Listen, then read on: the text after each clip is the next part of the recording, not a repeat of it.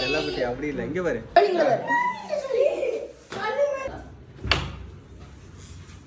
கரெக்டா பண்ணிட்டேன் மித்ரா, சிரிக்கிறேன் மித்ரா.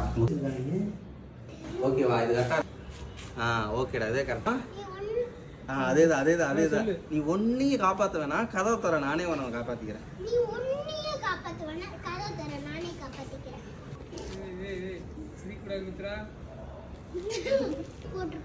சேவ் மீ இல்ல, சேவ் மீ. ஐயோ,